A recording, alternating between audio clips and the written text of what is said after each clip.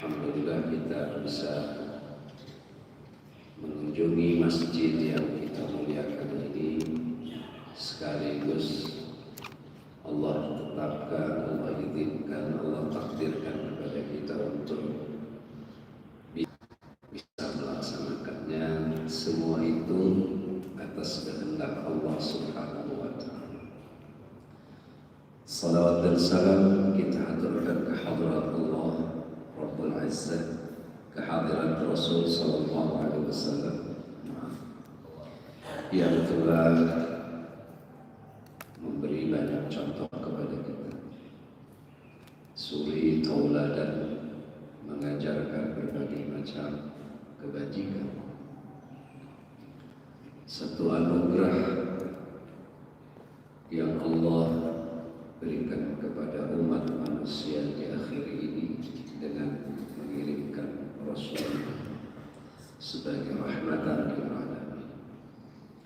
Mudah-mudahan jejak-jejak beliau yang diikuti oleh para sahabat dan ulama-ulama sesudahnya, para tabi'in, tabi'in, bisa kita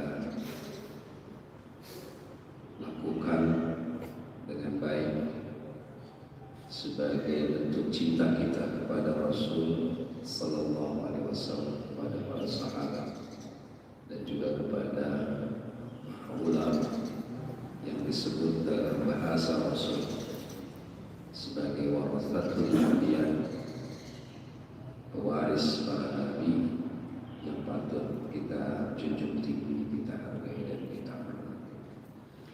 Segenap jamaah yang dimuliakan Allah, pertama saya ingin menyampaikan terima kasih yang sebesar-besarnya kepada pengurus masjid, semua para masyayikh di masjid yang mulia ini, memberikan kesempatan kepada saya untuk bersilaturahim sekaligus menyampaikan amanah untuk mengajar, barangkali bukan mengajar ya, sharing saja terkait dengan materi tauhid. Mohon izin, saya pertama bukan kiai ya, jadi terlalu tinggi menyanjung saya sebagai kiai. Kalau doktor ya karena itu pendidikan formal, tapi ilmu doktornya belum nyampe. Mohon izin. Jadi doktor ya dari PTQ, Institut PTQ, perguruan tinggi ilmu Al-Quran, tapi doktornya belum nyampe. Maksudnya gelarnya secara formal ya, ilmunya yang belum nyampe. Mohon izin, saya sangat minim ilmu pengetahuan dan tentu banyak kekurangan, karena memang manusia dianugerahi oleh Allah tidak banyak ilmu. Boleh jadi hanya satu kelebihan yang dititipkan oleh Allah kepada kita sebagai keistimewaan seseorang. Tapi dari sekian pengetahuan itu banyak yang tidak kita ketahui. Itulah pernyataan Al-Quran, wa ma utitum minal ilmi illa qalilan. Kamu itu tidak pernah atau tidak diberikan pengetahuan kecuali hanya sedikit, minim ilmu. Dari yang kita ketahui tentu masih banyak yang tidak kita ketahui.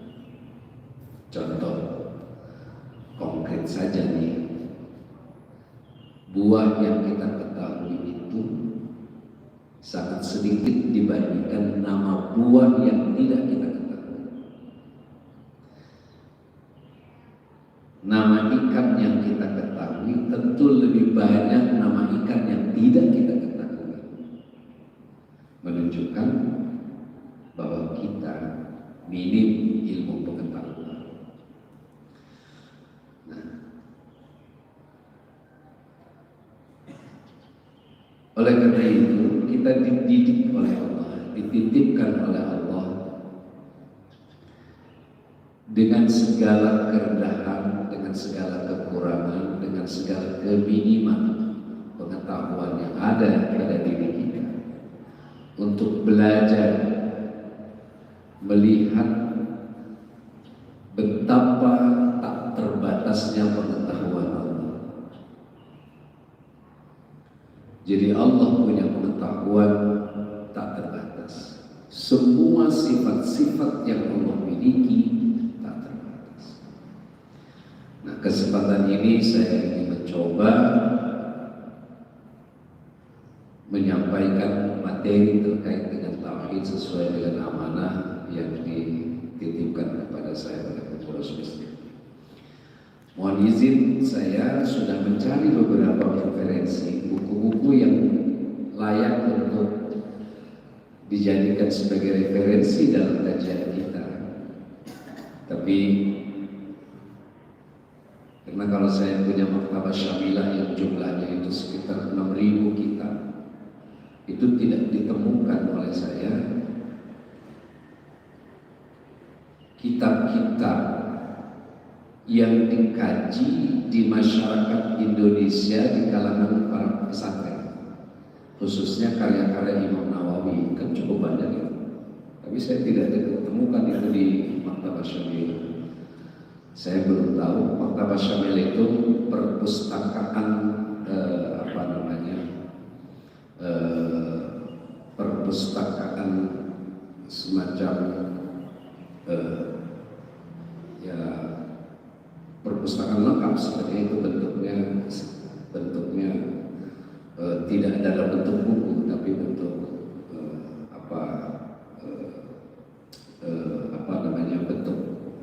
bentuk offline ya, bentuknya bentuk CD dan sebagainya. Itu lengkap. Itu memang biasa digunakan oleh kalangan ilmuwan mencari referensi dari kitab itu, dari Maktabah Syamil itu. Nah, saya tidak temukan itu kitab-kitab yang banyak dikaji di sana. Hanya beberapa kitab yang dalam bentuknya PDF. Saya mencoba untuk melakukan atau untuk mencoba menyampaikan ini.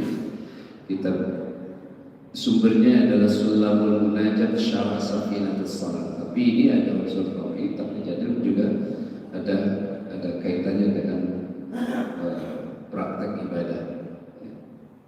Namanya Sulamul Munajat Syarah Safinatus Salat. Ada kitab-kitab tauhid yang bicara tentang tauhid, yaitu kitab Qatrul Ghaib. Itu juga Imam Nawawi, Al-Bandani.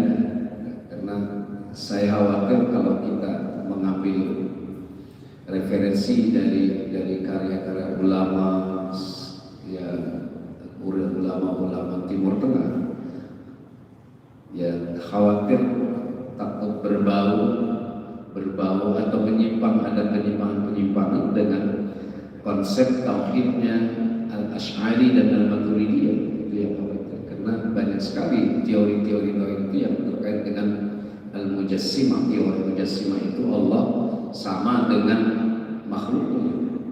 Dalam konteks itu, misal dalam Al-Quran kita temukan kata yadullah fawqa aydihim, tangan Allah. Dipahami oleh kaum Mutajassimah itu bahwa Allah itu memang punya tangan. Meskipun kemudian memberikan catatan di kalangan mereka ini bahwa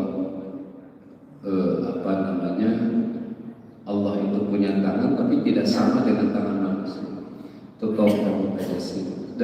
Dalam teori Asy'ari misalkan, karakter Al-Quran yang menggambarkan tentang sifat-sifat Allah yang lengkap dengan yadullah misalkan, atau Rabbul Arsyistawa misalkan, Allah berada di singgasana. Itu perlu ditakwil dalam teori mazhab Asy'ari, perlu ditakwil. Artinya perlu ada tafsir-tafsir, karena bahasa Al-Quran menawarkan tentang kinayah, tentang majaz, ya, tentang metafora, bahasa-bahasa yang perlu ditafsirkan pula. Jadi kata bahasa-bahasa itu yang muncul banyak di dalam Al-Quran. Oleh karena itu Asy'ari, teori Asy'ari menggunakan tafwid, tidak tafwid, tidak makna harfiah, ditafsirkan atau dimaknai bahwa Allah punya tangan benar. Tetapi meskipun ada catatan bahwa tangan Allah itu tidak sama dengan makhluknya misalkan, itu agak rentan dan kita pahami, dan itu memang dalam sekali. Pelajaran tauhid ini cukup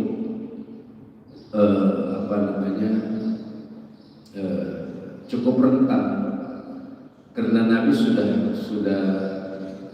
menyampaikan persoalan ini, misalkan dalam hadisnya, tafakkaru fi khalqillah wa la tatafakkaru fi dzatihi. Anda silakan berpikir tentang ciptaan Allah, tetapi Anda jangan pernah mencoba untuk berpikir tentang substansi zat, karena itu tidak akan bisa dijangkau oleh logika kita. Jangan membayangkan Allah itu bulat, bundar atau sama dengan makhluk, karena ketika Allah terbayang di benak kita sama dengan satu benda saja, itu rentan pada kemusyrikan. Allah sudah memberikan informasi pada kita, laisa kamitslihi syai', tidak ada satupun yang sama dan serupa dengan Allah. Apapun, baik itu sifatnya, af'alnya, kemudian zatnya, ya, kekudusan, takdisnya atau tanzihnya, itu tidak ada yang sama. Oleh karena ini, bahwa ilmu tauhid menurut saya dalam perspektif filsafat, masuk pada wilayah filsafat dan teologi Islam, itu sangat dalam sekali, karena kajian-kajian ini sebenarnya tidak sederhana. Kita temukan misalkan Qatrul Ghaib, masih karya Imam Syafi'i, Imam Nawawi Al-Battani, itu juga dalam.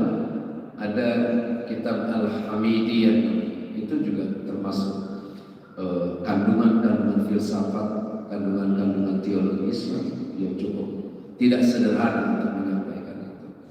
Maka saya ingin mencoba dalam kajian-kajian subuh itu terkait dengan tauhid dengan kitab yang sangat sederhana, tapi juga nanti ada bagian-bagian tertentu yang terkait dengan ibadah kita.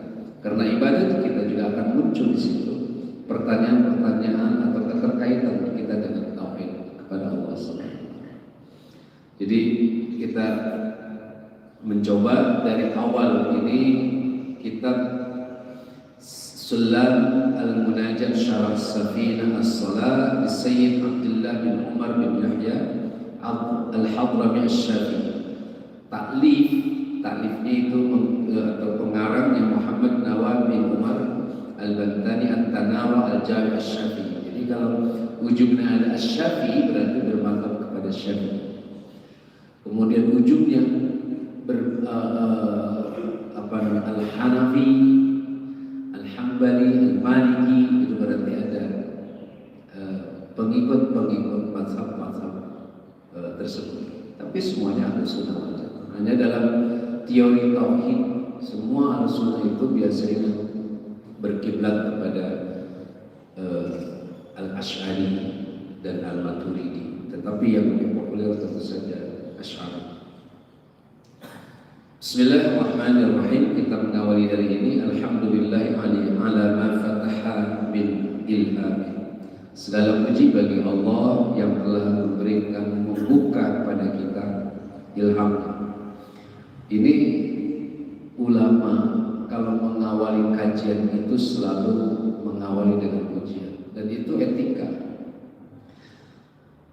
Teori dalam semua pembukaan, ya, dalam Islam diajarkan sebuah teori bagaimana kita mengawali semua kegiatan itu dengan pujian kepada Allah. Artinya segala aktivitas yang dilakukan oleh kita, jangan melupakan keterikatan aktivitas kita itu dengan zat Allah. Maka hampir semua karya-karya ulama-ulama Islam sejak awal ketika meletakkan penanya untuk menuangkan semua gagasan dan pikirannya, itu selalu mencatatkan kata hamba. Dan memang kegiatan-kegiatan apapun dalam konsep Islam itu keterpautan kehidupan kita, bahkan termasuk gerak pikiran kita itu harus dipautkan kepada Allah. Tidak salah kalau misalkan Nabi pernah mengatakan kullu amrin fi bali la yubda'u fihi bi bismillahirrahmanirrahim fa huwa akhtar. Semua persoalan yang terkait dengan kehidupan ini punya nilai kemuliaan di mata Allah, lalu tidak diawali dengan kata bismillahirrahmanirrahim, maka terputus keberkahan.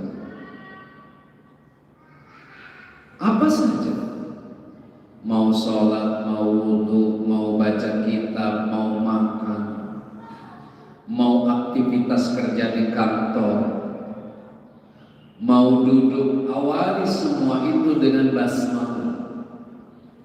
Karena di situ ruang keberkahan terbuka buat kita. Bismillahirrahmanirrahim.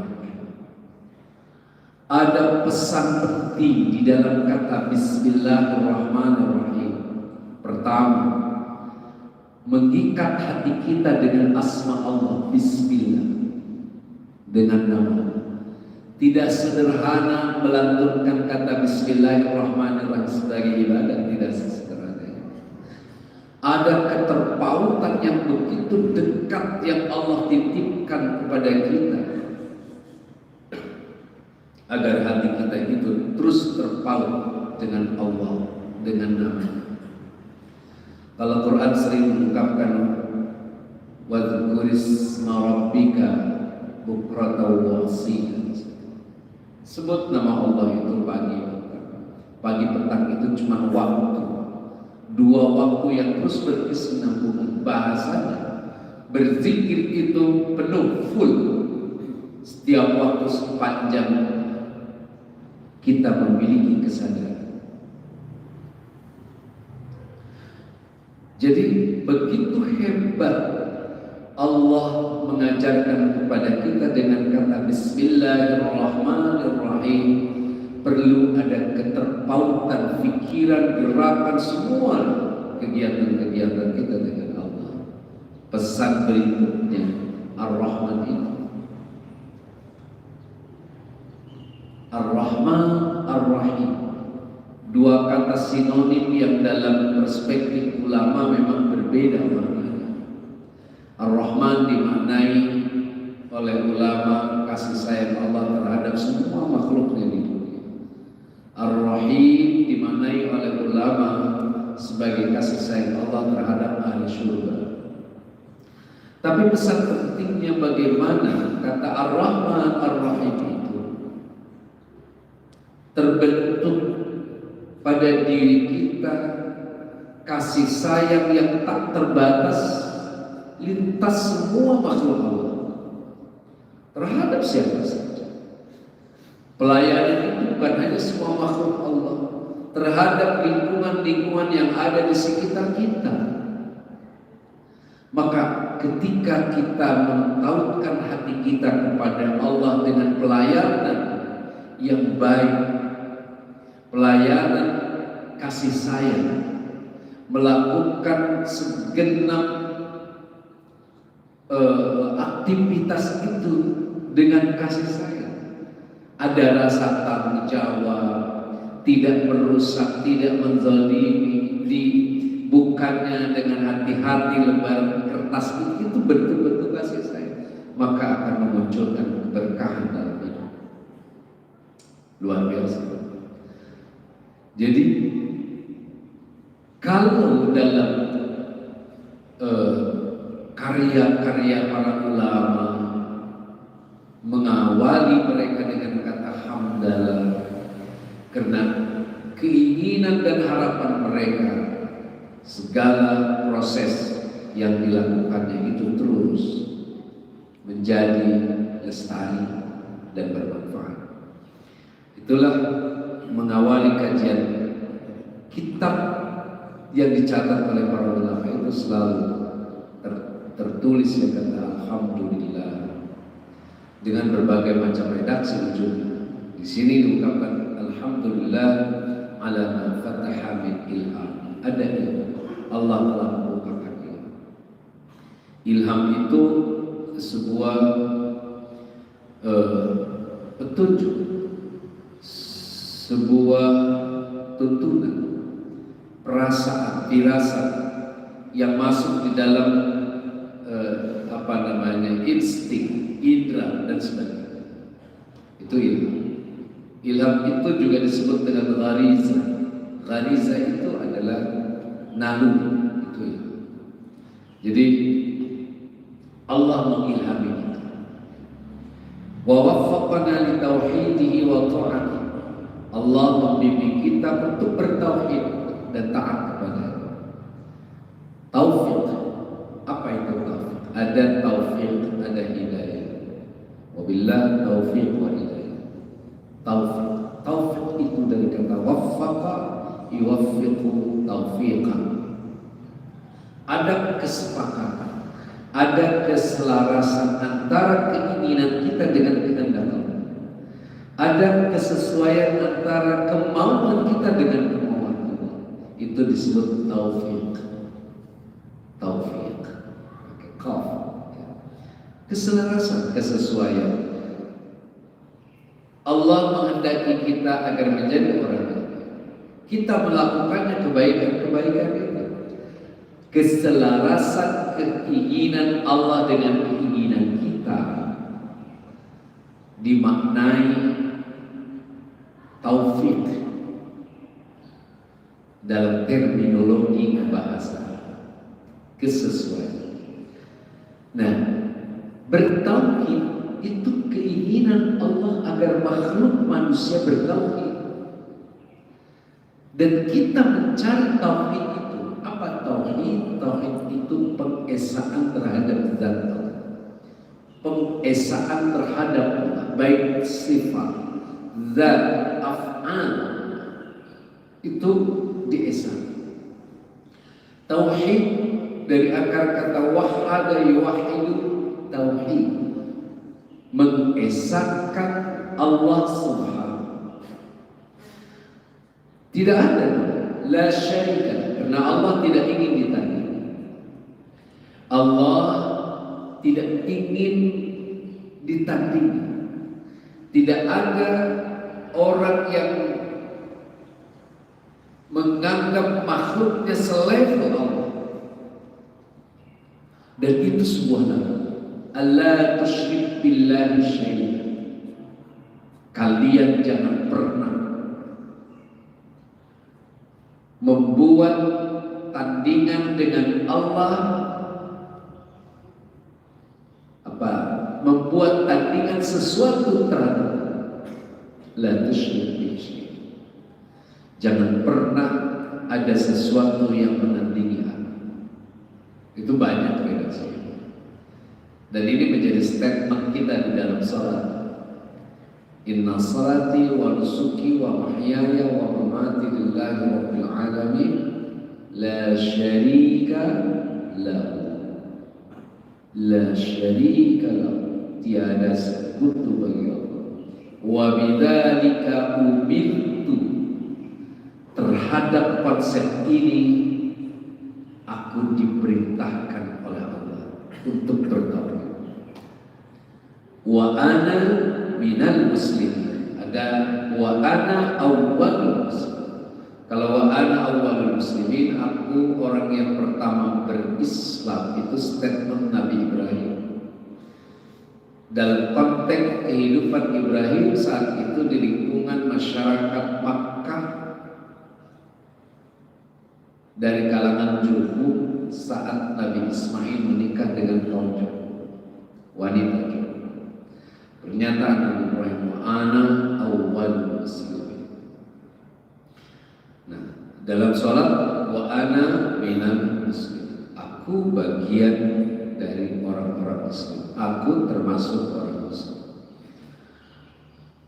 Dan ini perlu bertauhid kepada Allah tanpa menduakan Allah dengan apapun.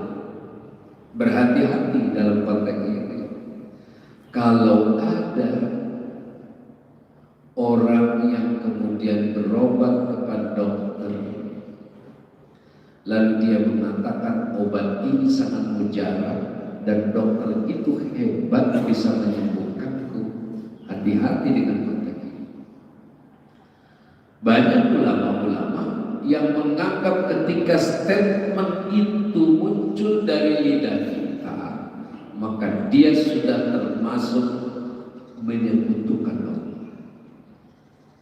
Jadi kalau kita datang ke dokter itu hebat bisa menyembuhkan penyakit. Tidak, yang bisa menyembuhkan penyakit itu hanya Allah. Dokter salah satu mediasi atau mediator, salah satu syariat yang diinstruksikan oleh Allah untuk berobat kepada orang yang memiliki kemampuan syariat. Sebab ayat ini dalam teori Al-Maturidi, dalam teori Asy'ari, tidak menghilangkan haus. Ayat ini hanya sebab menghilangkan rasa haus kita. Yang menghilangkan haus itu sesungguhnya Allah SWT. Obat yang kita minum itu hanya sebab. Yang menyembuhkan penyakit kita itu Allah. Obat hanya salah satu sebab menyembuhkan penyakit kita, karena Allah sudah menurunkan obatnya pada obat itu, atau apa namanya, menurunkan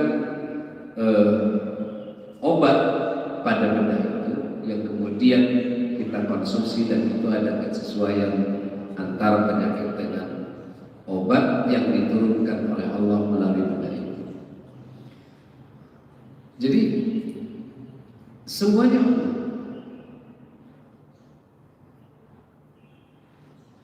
Kita kenal dengan istilah konsep la haula wala quwwata illa billah.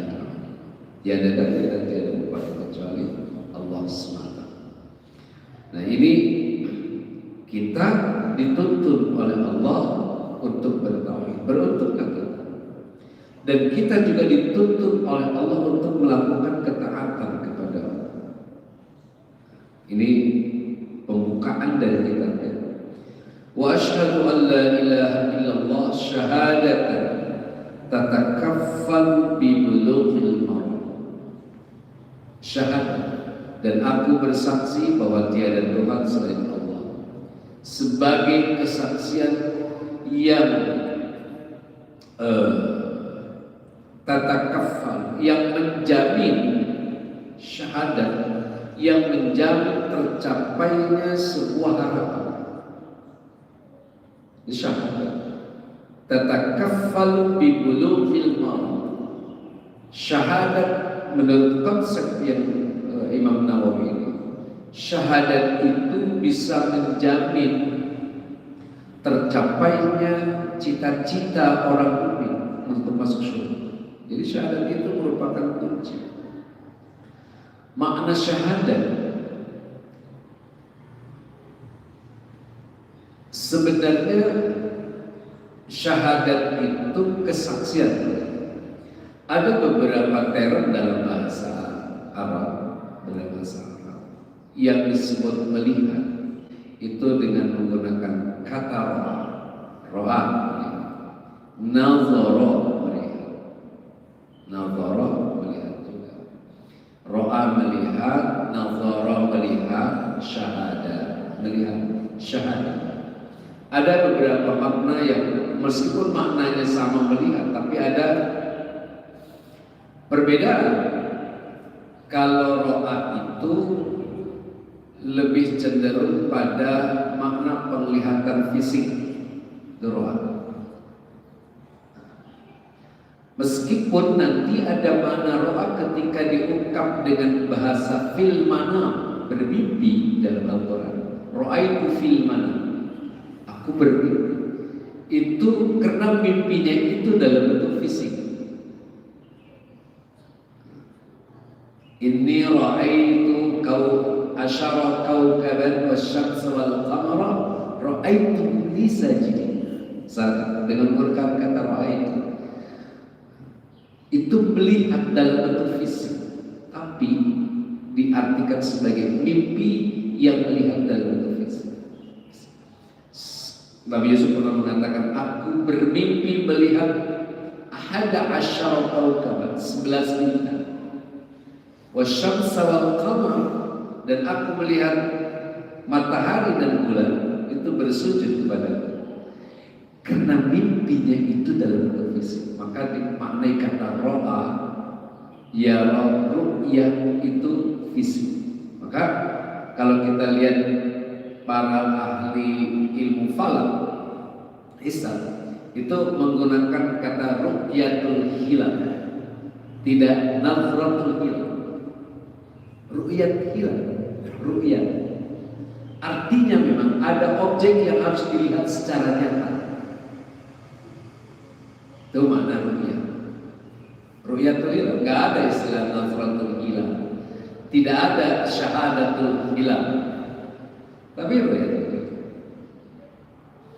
Nazara lebih cenderung pada melihat dalam konteks ilmiah, penelitian. Bisa dalam Al-Quran mengatakan fasiru fil ardi fanzuru kaifa kana aqibatul mukadzibin. Silakan Anda lalu berjalan di atas muka bumi.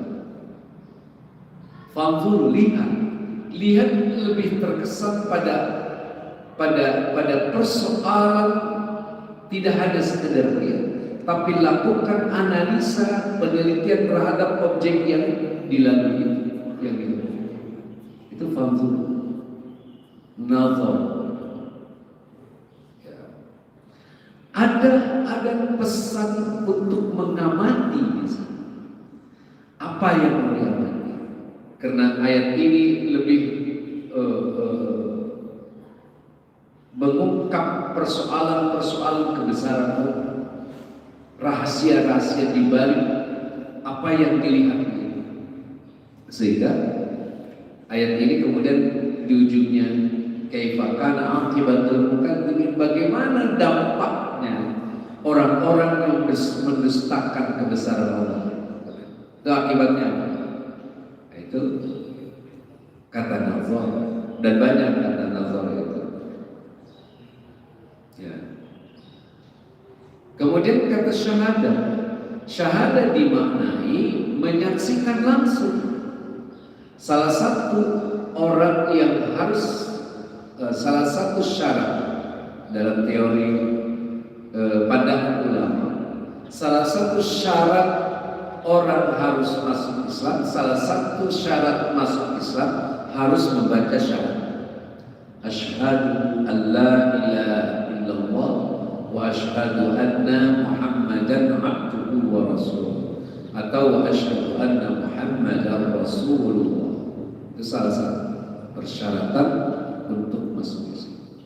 Maknanya syahadat itu menyaksikan Allah langsung, menyaksikan Nabi Muhammad secara langsung.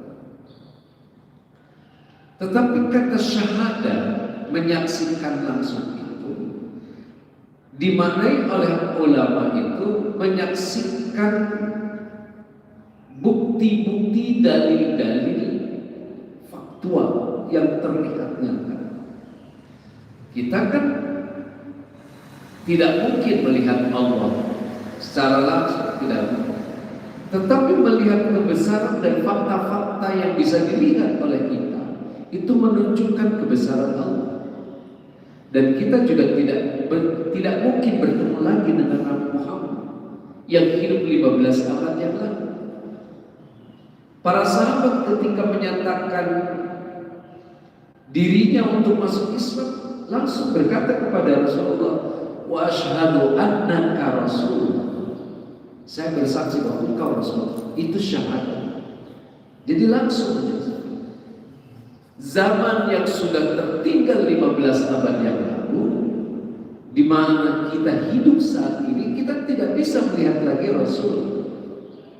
Tetapi bukti-bukti peninggalannya sudah ada. Maka ulama menganggap bahwa makna syahadat tidak hanya sekedar melihat langsung, tidak perlu melihat langsung, tetapi melihat bukti-bukti peninggalannya sebagai satu bentuk pengakuan kita bersyahadat. Melihat bukti sudah. Bersyahadat itu melihat bukti-bukti fisik yang telah diwariskan oleh Rasulullah SAW kepada kita. Banyak Al-Quran, hadis Nabi, para ahli waris ulama-ulama yang diwariskan pengetahuan, ya, ajaran-ajaran oleh Rasulullah sampai sahabat, tabi'in dan seterusnya. Itu merupakan peninggalan yang menjadi bukti. Jadi dengan bersyahadat itu, ya, harapan dan cita-cita setiap orang itu akan sampai pada tujuan. Karena salah satu persyaratan masuk surga adalah syahadat.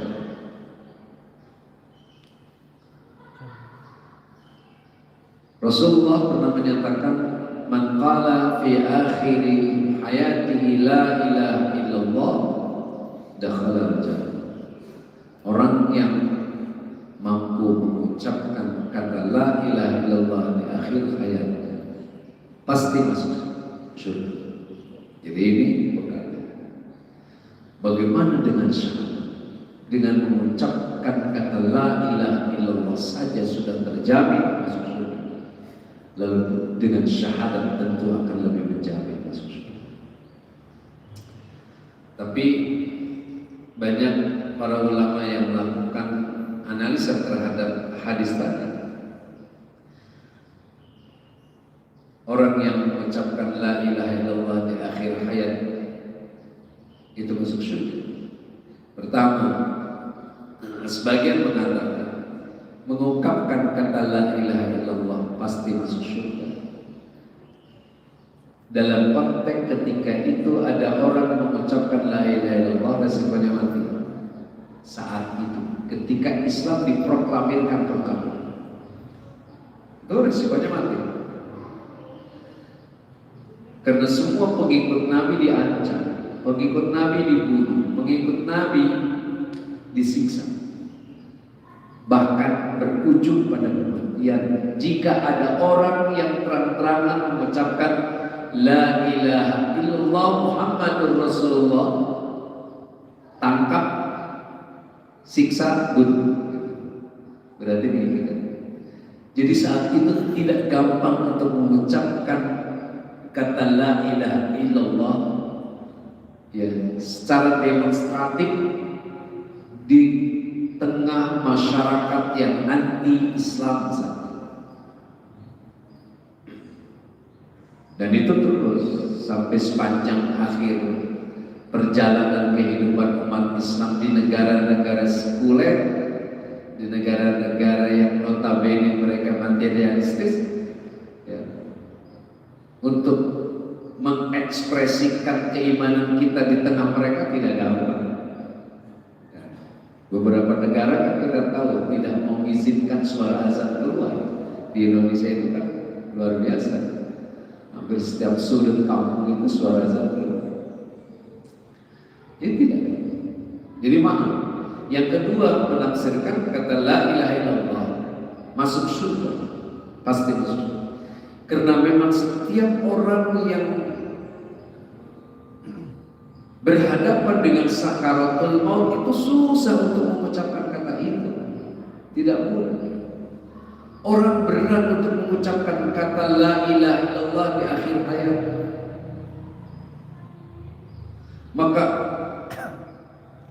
Nabi selalu menitipkan agar orang-orang yang sedang berada di penghujung hayatnya ditalkinkan dengan lafal-lafal yang sangat mudah diungkapkan. Apa itu? Allah, Allah. La ilaha illallah dianggap kepanjangan buat mereka.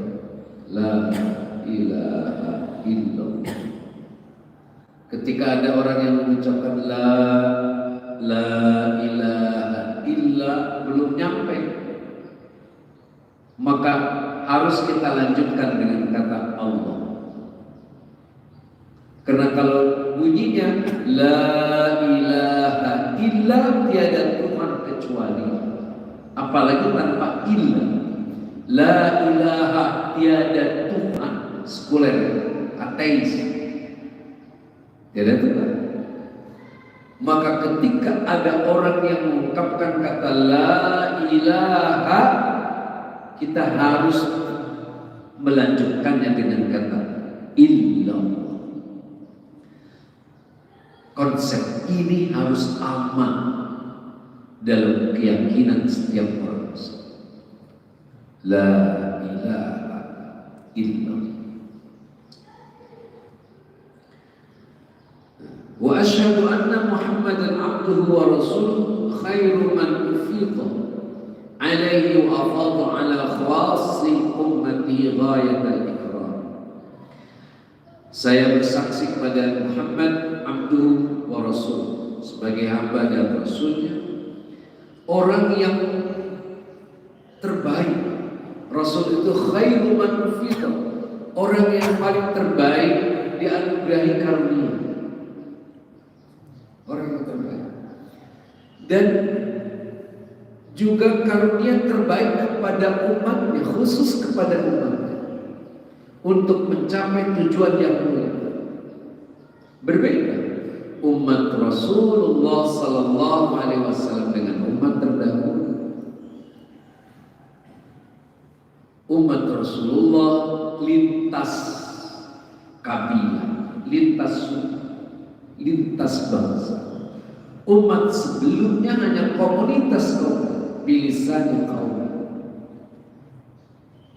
Umat sebelumnya, nabi-nabi sebelumnya hanya dikutus kepada kaumnya saja.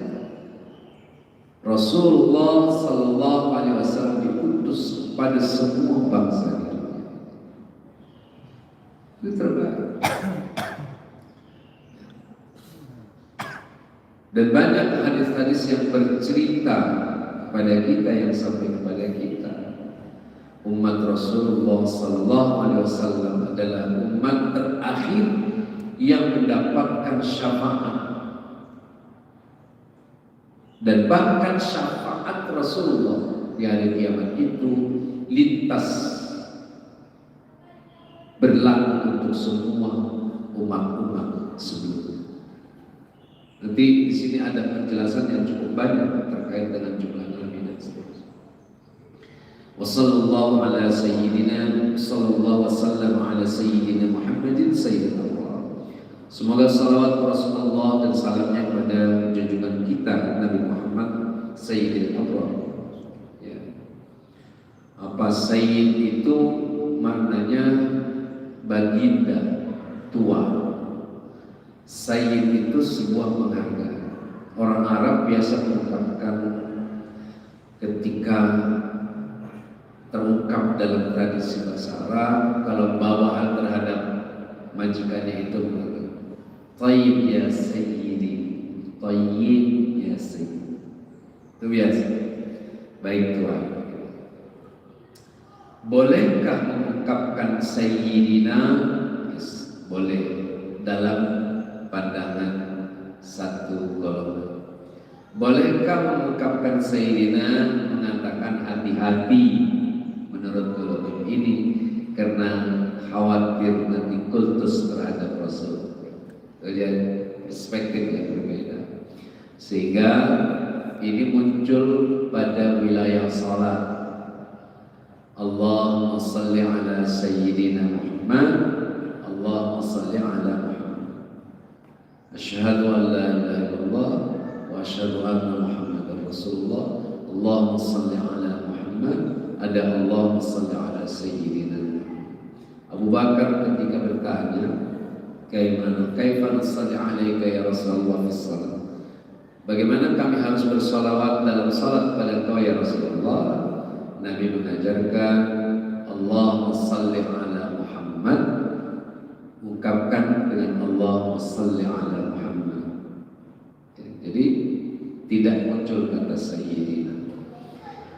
Perspektif ini yang kemudian berbeda. Ada orang yang sangat berpegang teguh pada redaksional yang ada, pada redaksi tadi. Jadi dalam salat itu tidak menggunakan Sayyidina. Ada orang yang kemudian mentakwil dan menafsirkan. Apa salahnya kalau kita juga mengagungkan Nabi kita? Toh kita juga dianjurkan untuk menghargai dan menghormati makhluk Allah yang lain. Lalu mengapa kita menolak untuk mengagungkan Nabi kita dengan menambah kata Sayyidina Muhammad dalam salat? Itu kan seperti itu. Jadi tidak perlu dipermasalahkan kayak begini maksud saya. Kalau ada orang yang mengucapkan Allahumma salli ala Sayyidina Muhammad, Allahumma salli ala Muhammad, silakan. Ya, untuk kalangan Nahdliyin yang pernah, artinya saya mengatakan saya pernah pesantren di pesantren tradisional klasik. Itu menikmati dan itu muncul banyak dalam catatan ulama di dalam berbagai macam kitab fikih menggunakan kata Sayyidina. Meskipun nanti ada beberapa ulama fikih juga tidak menggunakan kata Sayyidina, langsung menulisnya dengan kata Allahumma shalli ala Muhammad. Dan mengapa juga tidak menggunakan kata Sayyidina? Dengan kata salli wa sallim itu sudah penghargaan terhadap Nabi. Maka tidak perlu menambah dengan kata Sayyidina dalam perspektif ini, pendapat ini. Jadi semuanya punya alasan dan tidak membatalkan salat. Kalaupun kita mengucapkan kata Sayyidina Muhammad. Jadi tahiyat kan tahiyatul mubarakat salawatut thayyibat billah. Assalamu alayka ayyuhan nabiy wa rahmatullahi wa barakatuh. Assalamu alayna wa ala ibadillahi salihin.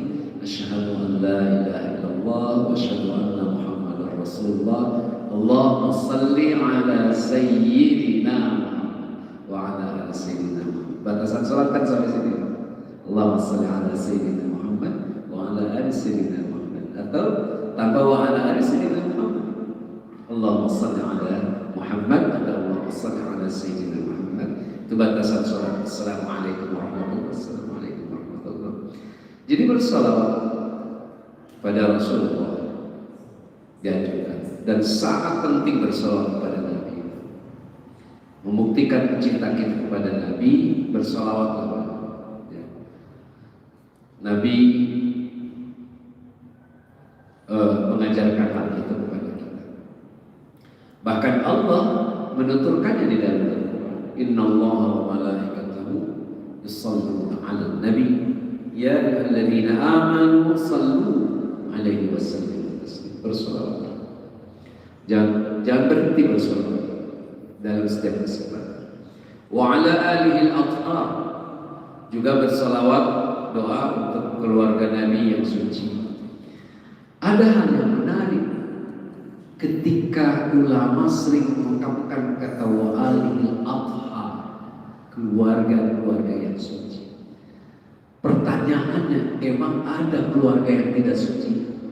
Keluarga Nabi yang tidak suci? Adakah keluarga Nabi yang tidak suci? Ada. Siapa? Abu Jahal. Kan keluarga yang non-Muslim. Dan banyak. Abu Sufyan masih terikat ke keluarga. Abdul Muttalib kakek. Bahkan Abu Talib yang merawat termasuk keluarga. Tapi Abu Talib ada banyak perspektif. Apakah Abu Talib seorang mukmin? Apakah tidak beriman. Itu dalam berbagai tafsir. Saya pernah membaca salah satu tafsir justru karya Imam Nawawi Al-Baghdadi, tafsir Marah Labid, mengungkapkan dua perspektif yang berbeda, dua pandangan. Satu berkata Abu Thalib Muslim, yang satu berkata Abu Thalib tidak Muslim. Jangan lupa, pandangan-pandangan seperti ini tidak lepas dari pengaruh politis saat ini antara kelompok-kelompok Bani Hashim dengan Bani Muawiyah. Muncul karena tafsir itu belakangan terjadi. Tafsir itu abad kedua, tidak di era Nabi. Semua disiplin ilmu itu berlaku di abad kedua. Perkembangannya di abad pertama, pertengahan abad pertama. Misal terkenal di dalam tradisi penulisan mushaf Al-Quran yang kemudian kita kenal dengan Rasm dan Al-Ibla'i, Rasm Utsmani, yang kemudian tulisan Al-Ibla'i, tulisan-tulisan Quran. Mulai ada titik, mulai ada bentuk dhamma, mulai ada harkat lah. Itu pencetus-pencetusnya salah satunya adalah ditokohi oleh Abul Muqla Ad-Duwali. Dulunya huruf-huruf tulisan mushaf Al-Quran pada generasi awal yang ditulis oleh tangan-tangan yang berada di tangan-tangan sahabat itu berbagai macam bentuk font yang umumnya menggunakan font kufi, bentuk huruf bal. Sekarang sudah hurufnya sudah indah sekarang. Dulu tak terbaca oleh kita, yang terbaca oleh masyarakat mereka saat itu, para sahabat. Jadi ada keluarga yang tidak suci, yang orang-orang yang tidak beriman kepada Nabi. Kemudian ashabil akhyar, sahabat-sahabat pilihan, salatan wa salaman daimain mutalazimain ila yaumil 'ardi 'alal malikil. Salawat selalu ya untuk mereka semuanya sampai hari dibangkitkan, dihadapkan kepada Zat yang Maha Tinggi, Raja yang berkuasa. Nah, ini baru pembukaan kita bicara kitab Sulam An-Najah, ya, Sulam An-Najah. Mudah-mudahan waktu yang akan datang kita akan kupas sampai pada bagian-bagian tertentu terkait dengan tauhid. Mudah-mudahan Allah Subhanahu wa taala melimpahkan anugerah kepada kita, dan mudah-mudahan Allah tanamkan pada kita iman Islam yang kuat dan kita bisa istiqamah dalam segala hal, dalam segala kebaikan, taat kepada Allah Subhanahu wa taala. Demikian, terima kasih. Assalamualaikum warahmatullahi wabarakatuh. Waalaikumsalam warahmatullahi wabarakatuh. Terima kasih kepada Bunda Kiai Haji Dr. Asy-Syafiq Tamimi yang menyampaikan tentang mukadimah daripada kita Syarah Syafi'i, apa ini? Syarah Safinatus Salaf. Syafi'i Salaf. Ya, silakan bagi jamaah yang mau bertanya, silakan.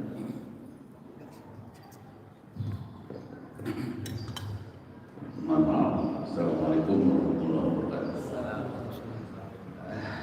Secara Pak Ustaz sangat menyentuh, dan tentunya memang harapan semua umat Muslim yang beriman ketika akan menghadap Allah dengan membaca La ilaha illallah. Berdasarkan survei beberapa petugas kematian atau petugas-petugas yang di rumah sakit, itu hampir persentase kecil sekali orang Muslim yang bisa membacakan La ilaha illallah. Tentunya kita juga ya sebagai umat yang menghendaki agar husnul khotimah, itu sangat sulit itu membimbing orang yang ketika detik-detik ini akan memutuskan nafas terakhir, karena sebagaimana keterangan lain begitu sakitnya itu akan sakaratul maut itu akan keluar, sehingga ya barangkali itu memang sulit, kata-katanya singkat tapi sangat sulit untuk dilakukan, padahal itu jaminannya surga. Nah, seandainya misalkan Pak Ustaz dalam membimbing orang yang akan meninggal itu, kalau kata-kata la ilaha illallah itu kan sangat panjang. Seandainya misalkan hanya kata-kata Allah, yang maksudnya itu sebenarnya membimbing agar supaya dia mengucapkan la ilaha illallah, tapi begitu berat. Mohon penjelasan. Terima kasih. Assalamualaikum warahmatullahi wabarakatuh.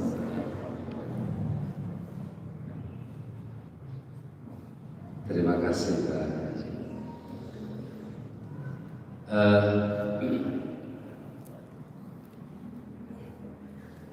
Banyak hadis yang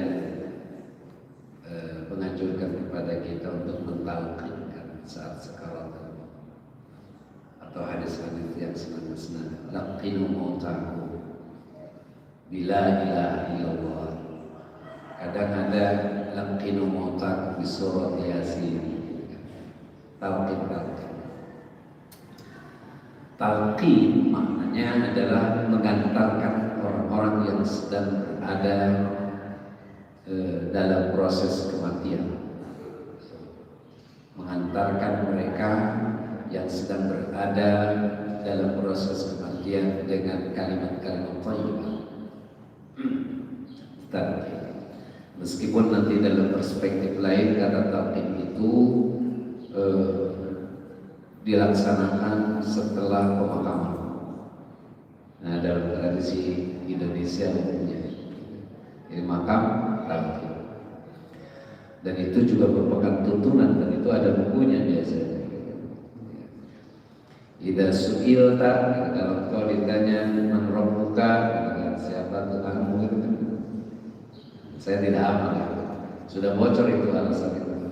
Rahasia kumpulan itu. Nah, sebaiknya menalqinkan itu dengan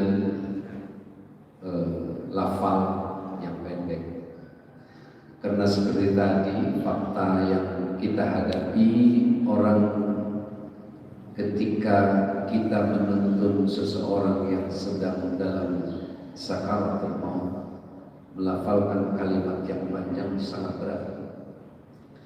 Makna sakaratul maut itu kan sebenarnya pesakitan.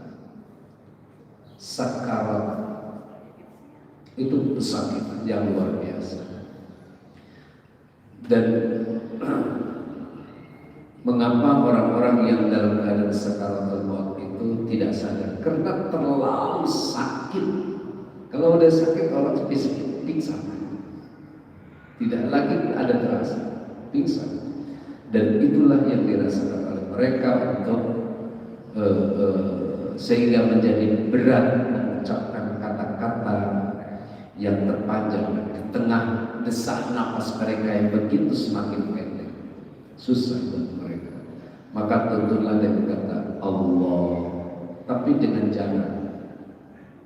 Tidak langsung Allah, dengan jalan Allah, agar terungkap dalam pikiran dan hati mereka meskipun lidah mereka tidak mampu mengucap. Paling tidak ada isyarat yang bisa kita tangkap bahwa dia sudah mengucapkan kata itu. Ya. Jadi selalu dipesan oleh para ulama kepada kita, jangan meninggalkan orang yang sedang dalam kesakitan saat sakaratul maut dihadapi oleh seseorang, mereka perlu tuntunan ketika menghembuskan nafas terakhir dengan kalimat pendek saja, Allah.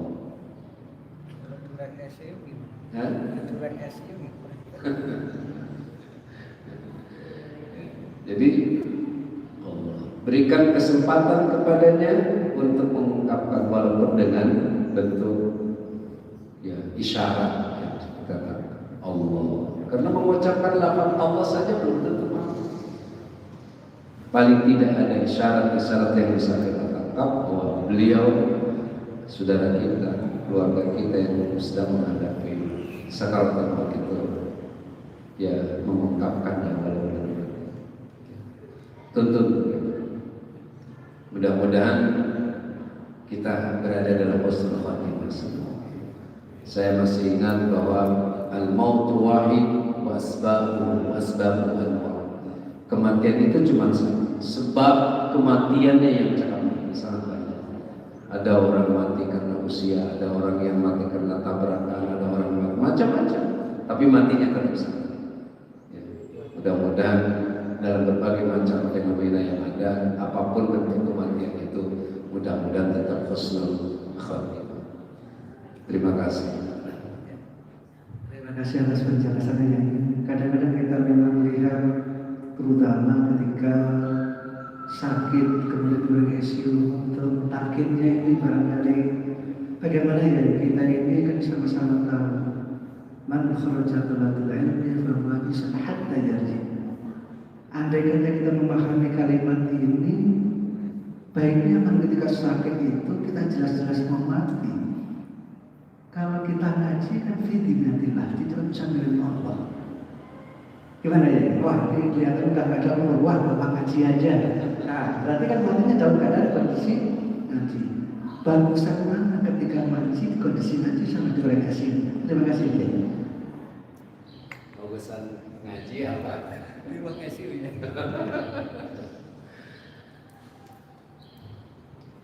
Kalau soal tempat kan di mana saja bisa. Dan kalau saya melihat talqin salah satu pengantar untuk orang yang sedang berhadapan dengan sakaratul maut. Lalu kalau kita mengajikan pada saat orang sedang sakaratul maut, itu juga punya manfaat menurut saya. Karena di situ ada keberkahan-keberkahan untuk memudahkan mereka. Gak mungkin ya mau sakaratul maut kan bisa baca Quran, melantunkan ayat-ayat panjang ya, la ilaha illallah saja kesulitan. Tetapi kita melalui bacaan itu,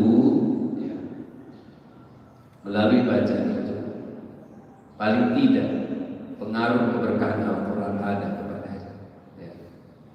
Maka kalau tidak salah kalau kemudian ada muncul laqinu mautakum bi surah Yasin, talqinkan orang-orang yang wafat itu dengan surat Yasin.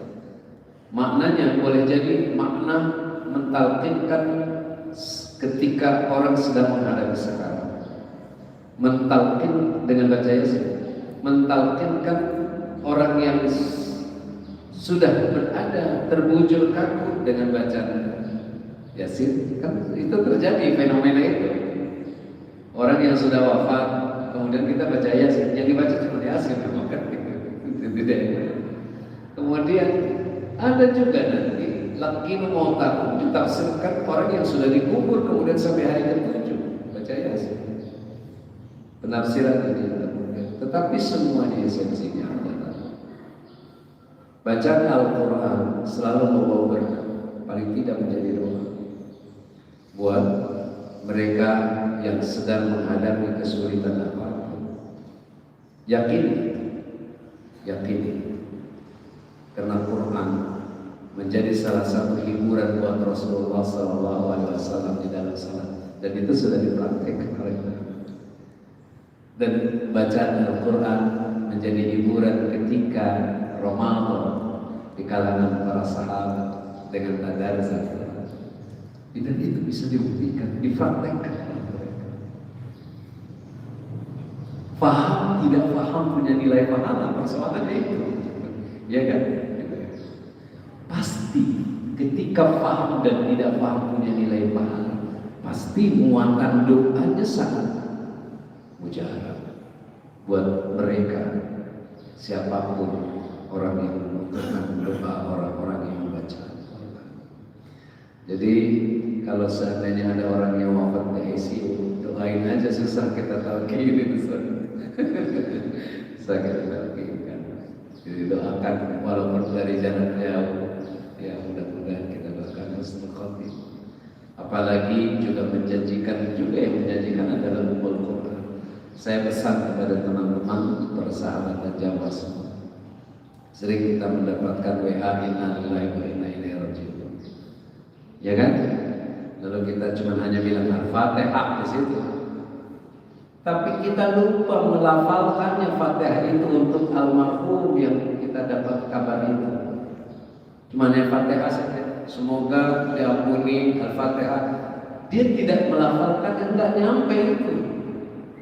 Jadi ketika kita mendapatkan informasi sahabat, teman dan keluarga kita yang meninggal lewat WA, lalu kita doakan semoga Allah memberikan ampunan dan menerima amal ibadah. Kita lanjut Al-Fatihah. Bacakan doa oleh kita bisa. Allahumma ighfir lahu warhamhu wa'afihi wa'fu.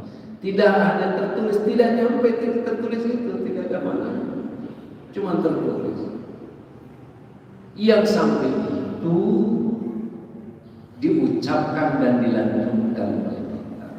Walaupun dalam perspektif ulama ada berbeda pendapat. Apakah pahala Fatihah atau baca Quran itu sampai kepada ahli kubur atau tidak?